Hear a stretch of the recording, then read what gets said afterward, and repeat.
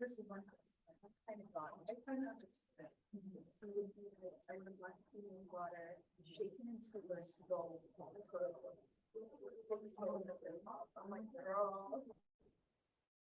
There are customers that is like, I don't want to.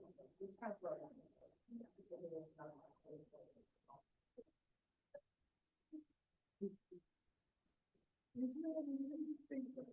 I never thought I did that because I like. All right, good morning. Happy March. Right? I can't believe it's March already. Like that's wild, right? I feel like it's going so quickly. I had to tell you, we named our soccer team the Kicking Chickens. And I was so excited to share that with you. I don't know why. It's like all weekend, I was all like, I can't wait to tell my class the Kicking Chickens. I didn't come up with it, but I thought it was hilarious. And the Northern Lights is the other one. I don't know. Really difficult to make flyers or banners for those two. There weren't a lot of Northern Light themed things. Anyway, that was my random piece of information for you for today. Kicking chickens, right? Just fun to say. I can't wait to like cheer for that on the sideline. I hope you all had a good weekend. You took your exam. Really like great job overall. I think all of you, literally every single one of you, should feel pretty good about how you did. I will always share with you a little bit of statistics about the exam so you can kind of see where everybody fell. And overall, I mean, really, really strong. Like I said, I don't think there are any of you that should really necessarily be disappointed. So the high score was 100, right? So a couple of people got 100%, which is fantastic. The low score was an 87. So the lowest score was a high B. So again, pretty happy with that. And the average was a 95. So a lot of really great scores. The average amount of time was 51 minutes. So what that tells me is you were prepared, you had plenty of time. A lot of you did really, really well.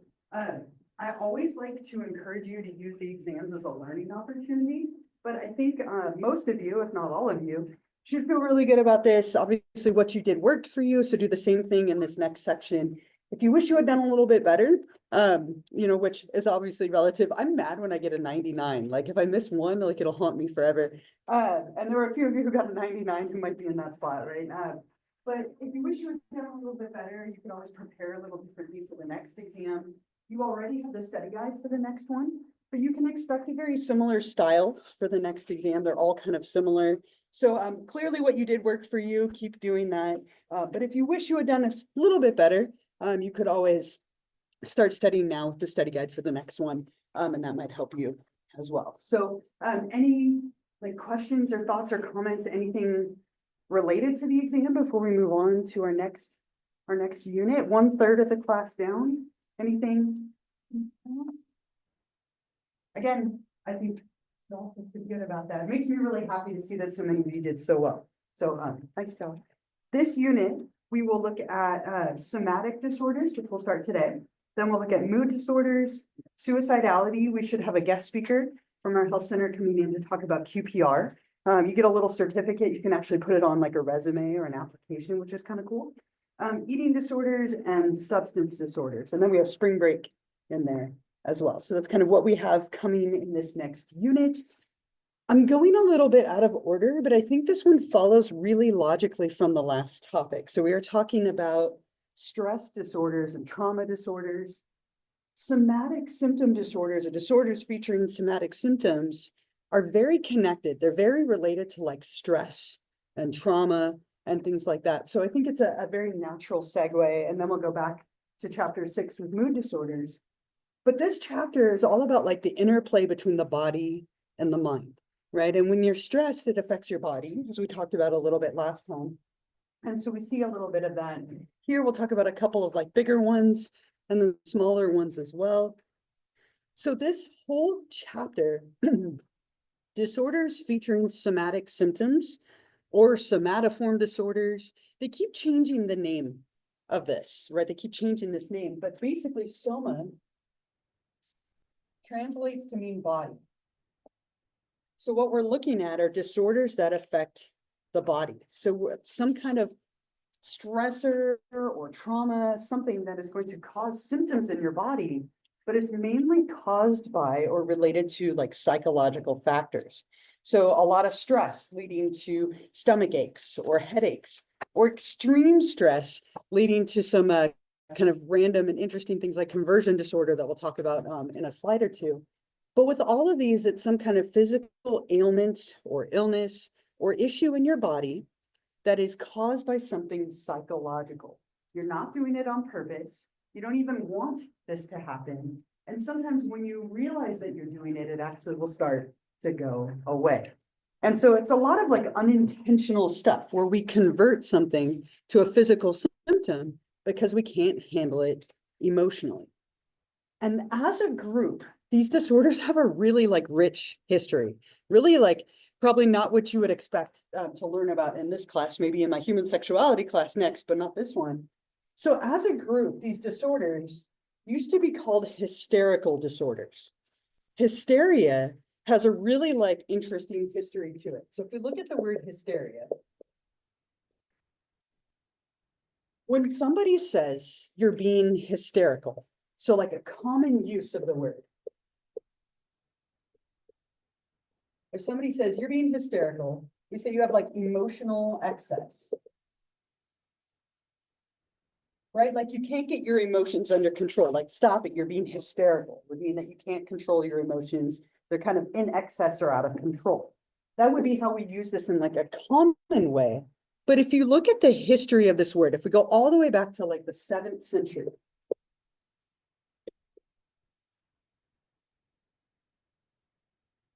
so a very long time ago, in the 7th century, this was thought to be a medical condition. If you had hysteria, it was a medical condition that only affected women. And the reason for that is if you look at the word hysteria, it comes from the word hysterus, which means uterus. So this was a medical condition that affected women, and it was thought to be related to some kind of disturbance of their uterus that would lead to like medical issues. So that's where like the root of the word comes from, hysterus, which means uterus. So only women in the 7th century. Now it takes a really interesting turn in the 19th century. So if we go 19th century, it was still only something that could affect women, but now we viewed it as a sexual dysfunction.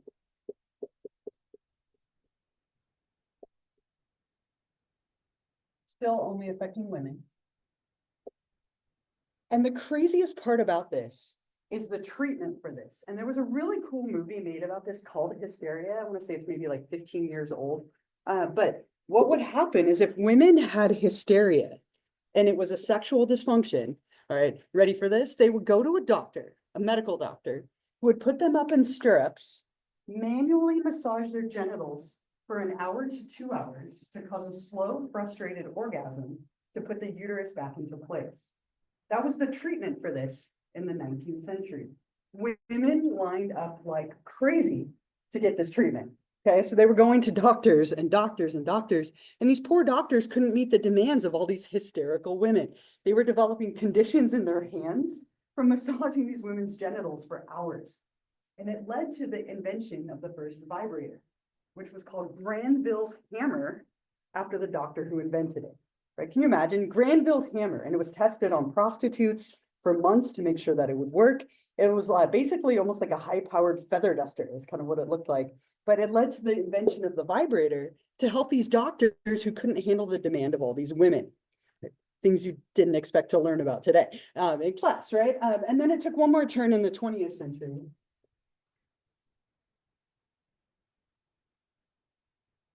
Freud started studying hysteria, Freud and one of his people that he worked with named Charcot, and now it became something like a psychological disorder.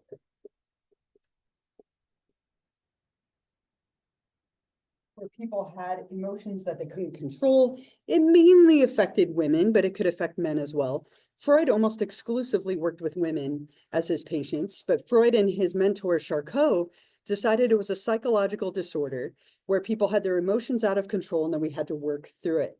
But it's kind of a really like rich history related to this word hysteria. Right, so next time someone says you're being hysterical, you can think of Granville's hammer and all this like random history that you learned about. And again, there's a movie called Hysteria. And it's pretty like hysterical to watch. Like it's funny, it's all these women like going for these treatments. It shows the development of the vibrator. It's this really like an interesting movie related to this period of time where it was viewed as a sexual dysfunction. So hysteria was the old name for somatoform disorders. And then we changed it multiple times. And there's a couple of disorders in this category. The one that would have been known as hysteria in the past is now known as conversion disorder. Conversion disorder is like the most dramatic disorder in this cluster by a mile. And it used to be called a hysterical condition. With conversion disorder, people experience something traumatic or extremely stressful, and they can't handle it emotionally. So they convert it, hence the name, right? They convert it to a physical symptom. And it's usually something really dramatic, like loss of vision or loss of hearing, loss of the ability to move, or like numbness or almost paralysis at times. It's a very dramatic version of a disorder. So something happens to you emotionally, because you can't handle it, you convert it to physical symptoms. And you aren't doing this on purpose, is the wildest part about it. It's not something that's on purpose. You don't even realize that you're doing it. So let's say, I'm trying to think, there was a story in the news, I want to say it was like 12 years ago at this point. There was a soldier who accidentally shot a young boy in combat, right? He didn't mean to, it was totally an accident. But what happened is he started having numbness and paralysis in his hand. And then it moved up his arm and it was kind of spreading, right? He went to a doctor, as you would imagine. They ran all these tests, nothing wrong with his hand, nothing wrong with his arm. When they probed a little bit more, it started in his trigger finger, which was kind of an interesting little like fluke, right? And so as a result of this trauma, he had paralysis in his finger and it spread up his hand, his arm. And once he realized that's what it was and came to grips and dealt with the trauma, it started to go away. And that's kind of the way that this manifests. It's something very dramatic like that. You aren't doing it on purpose. You don't even know that you're doing it. And oftentimes when you realize that it's something you're doing, it starts to fade. Anyone ever like known anyone who's struggled with this, or any questions or stories or thoughts or anything? It's pretty rare. It's very dramatic. I have an example for you. It's not the best example, but I do think it's pretty decent. The one thing that makes it not the best is it happens instantly. Now, if this happened instantly, people would get the connection better. It's usually something that's very gradual and you don't understand the connection, and that's why it gets missed. You would go to a doctor, not a psychologist, if you woke up blind or deaf or didn't have feeling in your hand. But in this example, it happens very quickly. That's the one thing that's maybe not so great about it. But it's from an old episode of King of the Hill.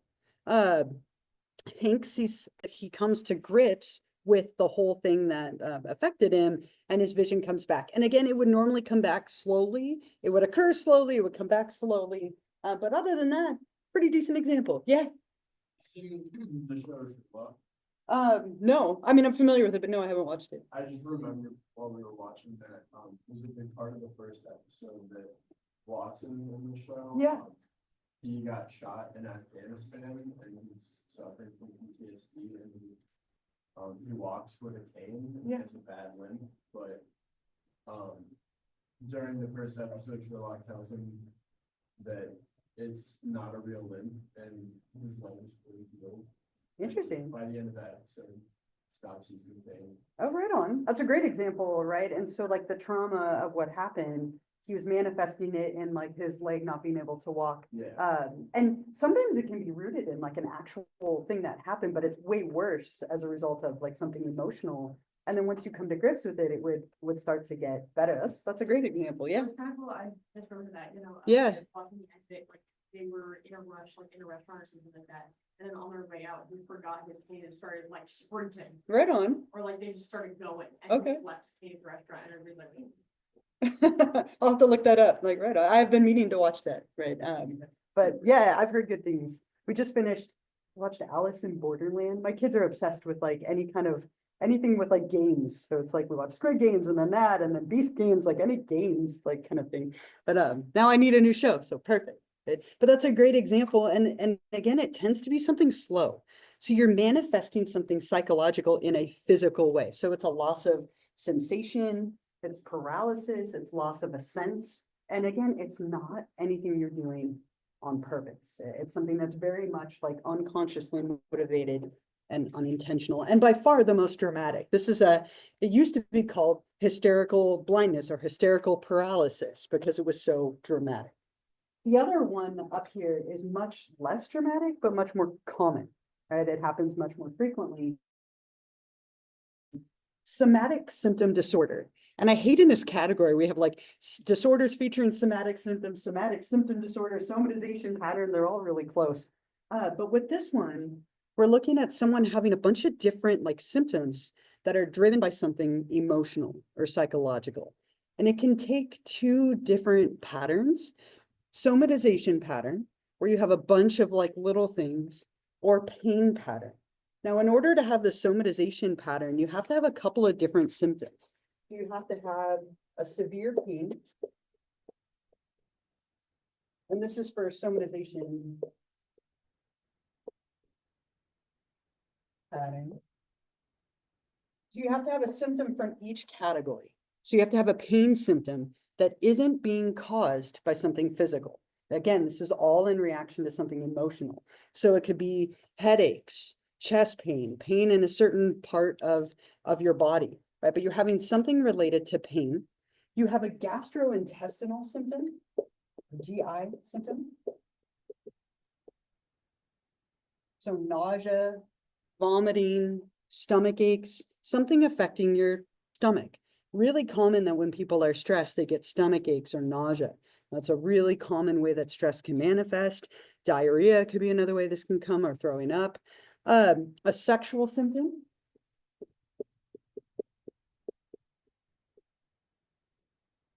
And again, you have to have one from each category in order to be diagnosed. So maybe menstrual difficulties, erectile difficulties, could be something, anything related to like sexual functioning. And then you have to have a neurological symptom.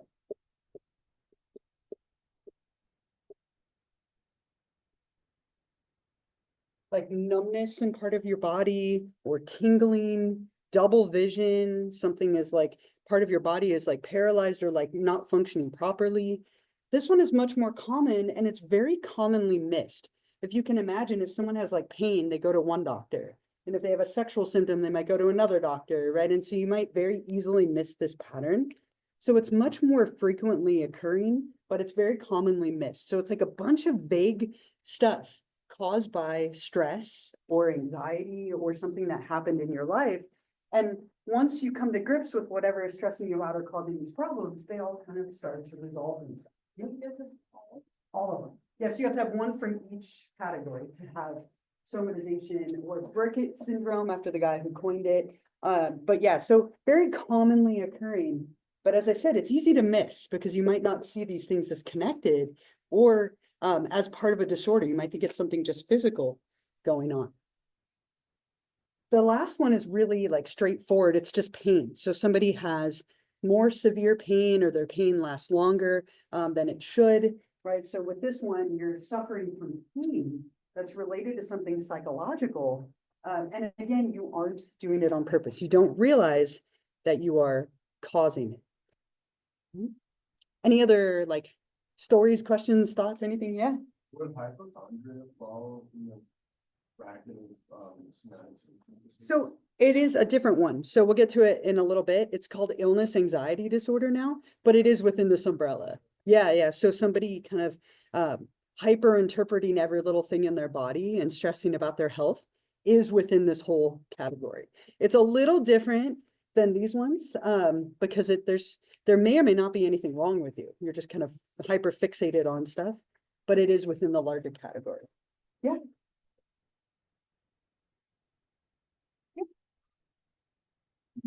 Is that like caused, is that from like a physical issue that like is discontinued?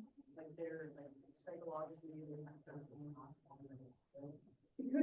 Right, so it could be that they had an actual injury and then psychological factors make it last longer and it's worse. Or it could be that they had no injury and they've manifested it somewhere and it lasts. So it could go either way. But it's key, the key element in the last one is that the pain is only pain, not like one of all of those things. Yeah. How big is there a mark for how long these symptoms last? It just like go on for like years and you couldn't deal with it? It could. It's like, Yeah. stop after a while. So oftentimes when the stressor or thing that's bothering you goes away, these things will kind of go away. And so the wild thing is sometimes people don't ever get the connection and it just all kind of fades. Like, oh, I've had all these like reoccurring things and I don't really have them anymore. And you never really put it together. And for other people, it's like once you realize it, then it starts to fade. So really interesting, and she might come at some point, so don't call her. But my daughter Kaya, that you haven't met yet, my oldest, she always feels dizzy. She always has stomach aches. She always has a random like element of pain. Like, and I so often like suspect this because her stress and anxiety levels are so high that she manifests it in physical symptoms. So if she learned to lower her stress and anxiety, she probably would stop being dizzy. She would stop having headaches. And like, I don't know if she'll ever get that connection, but I see it, right? And my partner sees it. And so we got her into therapy, hoping that that will help alleviate all of that. And so if they get the connection, it'll go away faster. Sometimes it just goes away on its own, but you have to have them for at least 6 months to be diagnosed. So it lasts for a while, but it could go away quickly or slowly or never. If somebody never deals with it, they might have those things for very long. Yeah. I think it was like junior or senior year of high school. I was in the middle of like the state testing. Yeah. And I could not breathe. It had Yeah. been like getting worse over like the past few weeks. Mhm. And I was in the middle of state testing with my mom and I was like, I cannot breathe. And I have really bad asthma too. So I was like, okay, this is not fun. And I had been taking my inhaler like increasingly over the next couple weeks. Mhm. And then I was in my state test and I was like, I cannot be here. And Yeah. I finished my state test. My mom took me to urgent care and then they gave me a breathing treatment. Did not help at all. I was like, okay, so this is an asthma. And you know, state testing is junior year. Everything is getting worse. Yeah, a lot of All stress. these things, junior year was really stressful. And then I went to my regular doctor and he was like, it's all in your head. Yeah. He goes, maybe it'll get better with like some therapy. And I'm like, I literally cannot breathe. I was like on the verge of passing out. Yeah. For like days at a time. He goes, yeah, it's all in your head. And I said, see, it is, but it's really not. I was like, see, my anxiety and my asthma are doubling over each other and I Yeah. cannot breathe. Yeah. And then I got put on anxiety meds and then I could breathe after that. Yeah, which is maddening, right? That they were like correct, but it starts in your head. Yeah. And then what happens is you get a physical symptom, which only makes the stuff in your head worse. And you get in this loop where you're fueling the fact that you can't breathe and you have asthma and you have all these things you're struggling with. And like, until you address the psychological piece, it won't start to calm down. And I put this here because look, and when we get to physical stress disorders, things like asthma are very commonly psychologically driven. Not always, like sometimes they're completely like physical, but this whole chapter is about that interplay between your body and your mind. And it's wild to think that we can cause problems for ourselves that way. Yeah, my asthma and my anxiety double over each other Yeah. consistently. Yeah. Yes. It's like a guessing game of which one I have to Right. eliminate. Right. Chicken or the egg, like which one's Yeah, coming no, first? exactly. No, for sure. And you're not alone. That's very common. Maddening. It's maddening. I don't know. What am I trying to say? Thank you. Oh, Yeah. absolutely. Yeah. So it's same thing. Yeah. Really, a lot of it's from tension and Yeah. things in the body, but how can is there like a really distinct way to tell between the predominant pain pattern and like what's just like tension pain? Yeah. And it's tricky because when we're stressed or anxious, right, they kind of go together. We tend to clench our muscles. We tend to be very like tense physically as well as emotionally, which can cause neck pain, jaw pain, headaches, stomach aches, asthma, right? All of that. And so oftentimes it's a little bit of like a guessing game. And sometimes, like I said, it happens unintentionally that if you address one, the other might go away. So really wild for years. We lived in Colorado for like a couple of, oh, it was only a year. Actually, we lived in Colorado for a year. And I don't do well with altitude. Okay. And we were living at like over a mile high. We lived near Denver. And so when we moved there, I started having these really intense right-sided, like facial, like pain headaches. Like they were crippling. Like it was like a stabbing pain, like a tooth, like someone was like ice picking like behind my eye. It was horrible. I went to every doctor, I had MRIs, CAT scans, and all these things, and they could never figure out what it was. We left California, or we left Colorado, came back here. They lasted for like another 2 years. Right? I went to every specialist, and then like one day they just went away.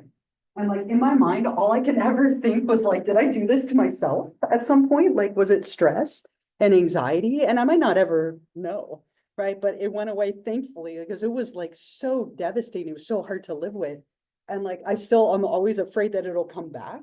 But in the back of my mind, I'm like, did I cause that? Because we can do this stuff to ourselves without even realizing it. It's so wild to think our brain has that kind of power, that we could cause ourselves to have asthma or cause ourselves to have facial pain or lose our vision without even meaning to. That's just wild. Yeah. Like the general type, then go into like first disorders. Yeah. Yeah. So somatoform disorders is the name of the category. Like mood disorders and depression would be a mood disorder, or anxiety disorders and phobias would be an example. And I know all the names are similar, so that makes it a little challenging. So again, the key with all of these is you aren't doing it on purpose. Now, there are cases where people fake injury, fake sickness. They do it on purpose, right? And that's a little bit different. That's something that we call a factitious disorder or fictitious. I've heard it both ways. I have a great example of that to play for you really quickly, and then we'll come back to this slide and talk about it more. We're into a horrible car crash. And as a way of coping with that, he fakes being paralyzed so he doesn't have to go back to racing. He's doing it on purpose. He's very aware of it. And as you can see, when he tries to prove it, right, it obviously hurts quite a bit and he can walk. So this is very different from the other ones in the sense that it is on purpose. And we call this factitious or fictitious disorder. That's the technical name. Though the popular name is Munchausen syndrome. Munchausen syndrome or Munchausen by proxy, we'll talk about a little bit more. And I want to be clear that every single one of us has probably at some point, I see some of you smiling, at some point faked an illness to get out of something or get attention, right? I remember as a kid, and this was before digital thermometers, right? Obviously, but as a kid, I didn't want to go to school because we had a test. And so I put the thermometer, like I pretended to be sick. My mom came in with a thermometer and I put it up to the light bulb. I held it on there clearly way too long. When she came back, she's like, 106, we should go to the emergency room. I waited too long, right? But I was trying to fake being sick because I didn't want to go to school, right? Sometimes when we're sick or when we're in pain, people feel bad for us. They take care of us. It's almost like proof that they care, right? And so that can become addicting for people. And people can develop like a pattern where they do this regularly. Now, doing it every now and then or like exacerbating it a little bit, I wouldn't say that's a disorder. But when it's something that's happening all the time, or maybe you're even purposefully making yourself sick so that people will feel bad for you, then we call it factitious or fictitious disorder, again, popularly known as Munchausen syndrome. And I had a client once when I was practicing as a therapist. She and her boyfriend were about to break up. Like their relationship was kind of falling apart. He was about to break up with her. And so she stepped in front of a moving car in a parking lot so that she would get hurt. So he'd have to stay and take care of her. And it worked. It was awful because it worked. But she got like injured mildly. He felt bad for her and it kept them together for a short period of time. Like once she was fine, like it still fell apart. But that's a very common way that this can manifest. Now, Munchausen syndrome is like a very extreme chronic form of it where people constantly fake illness to get attention. They oftentimes go to emergency rooms or hospitals trying to say that they have some kind of severe condition. Munchausen by proxy is when you do this to somebody else. Okay, so like traditionally it's making a child sick so that people feel bad for you as the parent. Like, I can't imagine what you're going through. Your child is sick, your child is dealing with this, and they get all this sympathy and attention. That's kind of a very like classic way that Munchausen by proxy will manifest. Now, my partner has two sisters, and one of them is like completely excommunicated from the family, I hate to say. Her name is Kim, Kim with a Y. I don't know why that matters to me, but Kim with a Y. Kim, very classic Munchausen syndrome. Okay, now, when my partner and I have been together like 22 years, a long time, when I first met her sister, she warned me. She's like, okay, don't believe anything that comes out of her mouth. I was like, okay, why? And she's like, chronic, just don't believe it. I was like, okay, well, now I'm curious, but okay, let's go, right? And so I met this person, and like, she was telling me about how she had cancer. She's been battling cancer for years, and like, she only had 6 months or something like that to live. And like, after the party, I was talking to my partner, and I was like, that's so sad. Your sister has cancer? Like, you didn't tell me that. She's like, oh, no, she's fine. I was like, oh, you're cold. Like, what's wrong with you right now? She's like, she lied to you. I told you she would lie to you. And she's like, just wait 6 months. She won't have cancer anymore. It'll magically have gone away and she'll have moved on to something else. 6 months later, like 8 months later, she had moved on to a different condition. She was constantly having like some life-threatening condition. And I remember at one point, she called and said she had kidney cancer and she needed one of my partner's kidneys as her sister in order to be okay. And I was like, I want that in writing from her doctor before I'm, well, that's my kidney too, right? You can't have the kidney. And that went away. It was like thing after thing after thing. And she kept having to up the stakes because people stopped responding to her. And then she had a daughter, and right off the bat, her daughter landed in the hospital with an illness. And all I could think was like, she's doing this now to her daughter because she's exhausted it with herself, right? It's very common with this that people do it on a very high level, and it just gets worse over time because people stop responding to the little things. There was a cool episode of this. I don't know if you've ever seen the show. It's like Untold Stories of the ER. I used to love watching this show. But there was an episode of this with a guy who was struggling with Munchausen syndrome. I think it's a really great example. I tried to cut out, like, there's always like 3 or 4 stories. I tried to edit it a little bit. So forgive me for the making it look like they were in the stomach. He's like rolling around and in all this pain. All of that was an act just to get attention, just to be in the hospital. Like, it's very common with this disorder, with Munchausen, that people do stuff like this, right? They fake an injury, they purposefully hurt themselves. It wouldn't have surprised me if he had actually swallowed the razor blade. That's another level that somebody might take it to, kind of like my client who stepped in front of a car to get hurt, right? So it's either purposefully hurting yourself or faking something. And oftentimes when people do this, they know everything about it. They've well researched it. They know what to say. They know where to, where to say that it hurts. Everything is kind of like a choreographed act. And it's very, very much on purpose for attention, for sympathy, for whatever it might be. So these are very different than the first ones, which are unintentional and tend to go away when you notice it. This is 100% being faked for like attention or sympathy or whatever it might be. Any stories or questions or thoughts, anything? Yeah.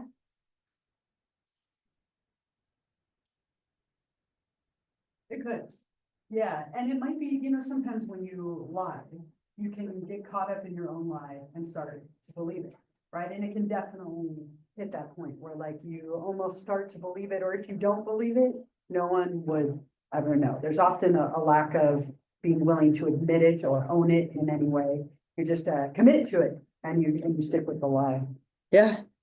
Was Munchausen with Foxy I don't hear about the Gypsy case. Yeah, Gypsy that Rose, what it yeah, Her mom purposefully made her think that she was sick for years. And then Gypsy and her boyfriend, Nicholas, right, like murdered her, in retaliation for it. Yeah, that was part of that whole case. We'll talk about that in the last chapter when we talk about insanity plea cases. But that's a great example of like a very extreme case of it too. So, you said we're gonna discuss it later, but like, Yeah. because she was basically forced to be sick for most of her life. Yeah. Did she plead insanity? Did she get to? The boyfriend, who was the one who actually murdered the mother, pleaded insanity. And he got her sentence was reduced. I'm not sure that his was. He had a psychological disorder too, that I think like lowered his verdict. But yeah, there were all these other circumstances, and so sometimes people can plead like insanity because they have a psychological factor that should be considered. And I believe that he tried to do that and it was rejected, but she pleaded it and it was accepted. So she got a lesser sentence than. And Yeah, it was really considered child interesting. abuse, no, was it? Yeah. The child abuse, Yeah. therefore.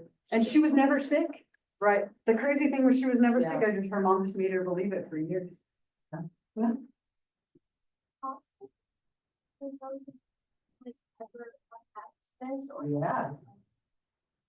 Can you imagine the amount of money that we had to pay for that? I mean, going to the doctor is expensive. The emergency room, if your insurance doesn't cover it, that would have been thousands upon thousands of dollars for the procedure, the time in the hospital. And insurance won't cover any of that the second it's found out that it was completely false, right? So yeah, that could be a huge issue if you're caught lying like he was there.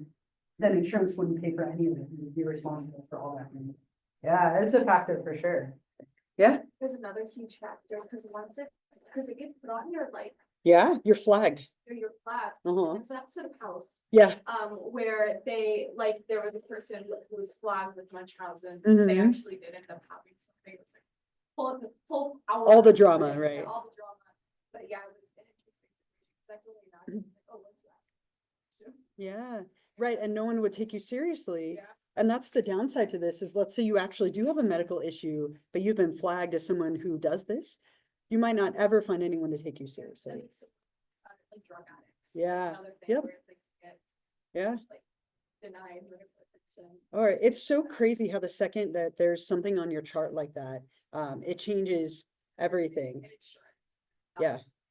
Crazy. Uh-huh. There was another, House had a lot of really great examples. There was an episode of House that had an example of conversion disorder. They're all on an airplane and one person gets sick and everybody starts getting sick because they think that it's something contagious when it turns out it was something like completely unique to the guy. Right, mass hysteria. And that's where we get conversion disorder can appear as mass hysteria. One person thinks they're sick and then everyone else around them starts feeling sick, even though it might not be anything contagious. It was a great show for that kind of stuff. Right, I love it. Yeah, it was a good one. Yeah, yeah, this one. So basically, I'm just getting confused between conversion disorder and somatic symptom disorder. Sure. Both are psychologically. So Thanks, conversion right. disorder is one big dramatic thing. And it's a big thing like loss of sensation, loss of vision, paralysis. Versus this one, you had to have those 4 things and they're less. Okay. They're not as severe. Okay. And there's 4 different areas versus one big dramatic, like think of like Hank, like he lost his vision or you couldn't walk or something along those lines. Mhm. I really like your story made me think of that. I had a couple of years ago, I was taking a medication and I didn't realize that you couldn't combine it with cough syrup. Okay. And so like I was taking a medication that was like an antibiotic that I had been prescribed and I was sick. So I took cough syrup to go with it and nothing, I was fine for like a day, but by the second day, the interaction between the medication and the cough syrup, I developed serotonin syndrome, which we'll talk about in the mood unit. Can be fatal. Like it's really like dangerous. I was hallucinating. I didn't know what was going on. My blood pressure was like 190 over 120. It was so high. I had to go to the emergency room. And when I went to the emergency room, they were convinced that I was on drugs. Like they made up their mind right off the bat that I was on like street drugs. And I'm like, I'm a teacher. Like I was like, I have kids. I'm not on drugs. Like I don't know what's wrong. But they made up their mind and they treated me so poorly the entire time I was there because they decided that I was a drug addict. And I was like, I took cough medicine. That's what I took cough medicine. Like I was like crying out of my mind. And it was like 2 a.m. when I went to the hospital. And they finally figured out what it was. And like the guy apologized, which was nice. Because it was like 5 hours of them taking things out of the room, treating me like I was a drug addict. And I was like, all I remember saying over and over again, I'm a teacher. Like crying because I was so out of my mind.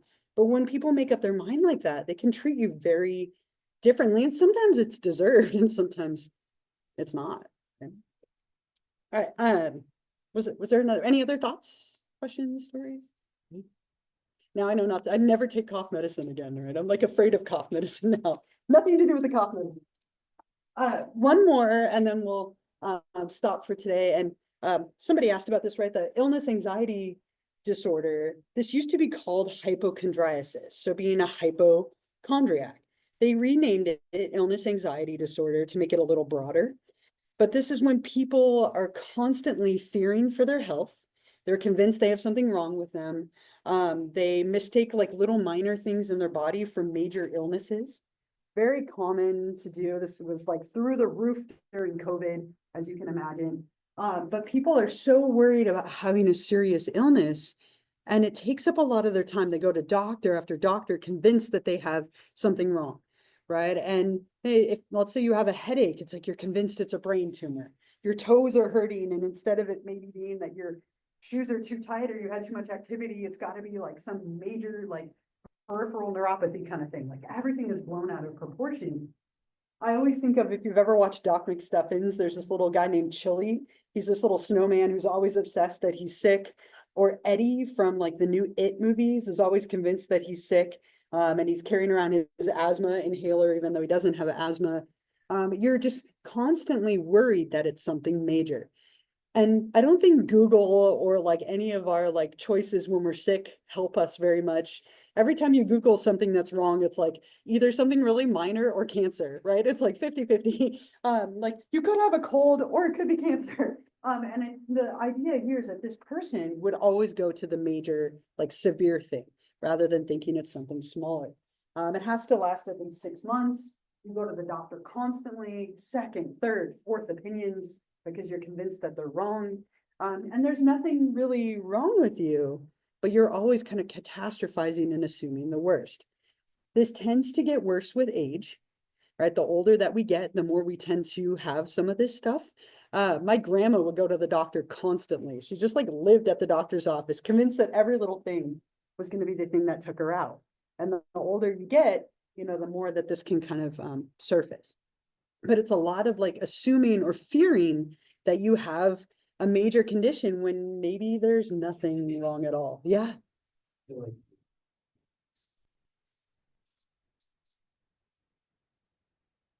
Like sometimes the anxiety or stress might actually be the cause. Yeah.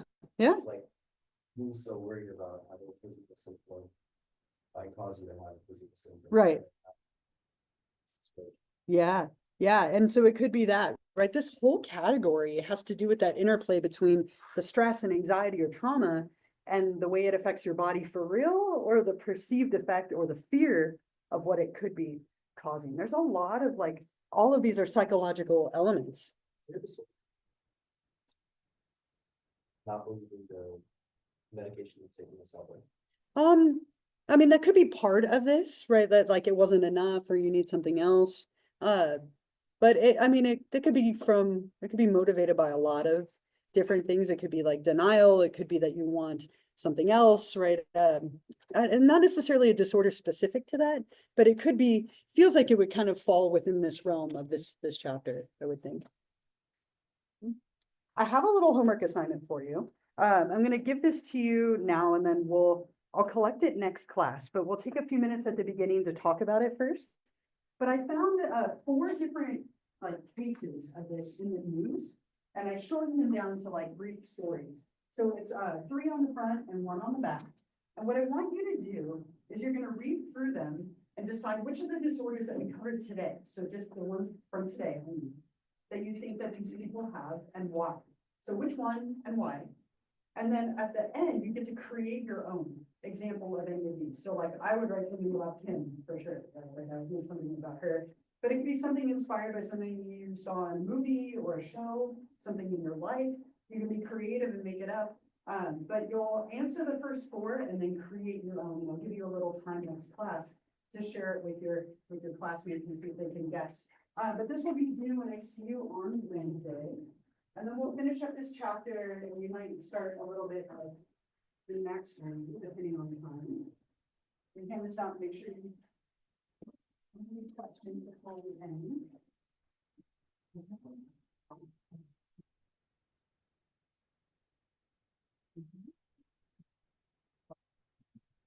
And then these are all real stories. These were all like real news stories that I shortened down.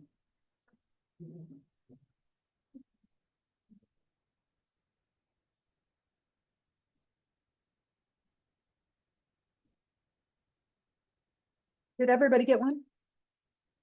So again, fill this out on your own, right? So answer the first four, what do you think they have in one? And then make up your own story. I give you plenty of space for that on the back. And we'll start next class. We'll take a few minutes in groups to go over it and share.